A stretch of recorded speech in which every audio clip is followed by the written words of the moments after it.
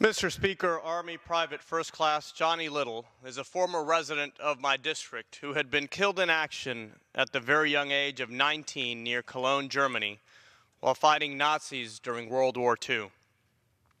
Once Private First Class Little's remains were brought to South Florida, 3 years after being killed, he was regrettably buried without the recognition of his service that should have marked his grave all these years. When I became aware of his case last year, I felt it was important this mistake be corrected quickly. My staff immediately opened a case and located Little's service records. After working with members of his family, my office was able to put in a request to the Department of Veterans Affairs to secure the appropriate marker for his grave.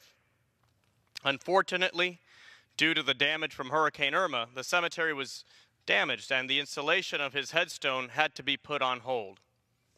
Thanks largely in part to the work of volunteers who cleaned up and led the recovery after the storm, I'm pleased to share that First Class John William Little will finally be receiving the recognition he deserves as his family and members of the community come together with the Homestead Air Force Base Honor Guard to place a proper headstone on his grave later today.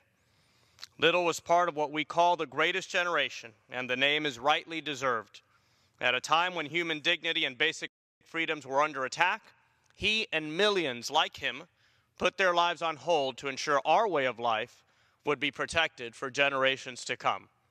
The basic freedoms we value, the way of life we enjoy, and even the continued existence of our government institutions are because of the sacrifices made by men and women like Private First Class Little. I'm proud of my staff's hard work to secure this recognition for one of our fallen heroes, and humbled that we're able to play a role in honoring his memory and sacrifice.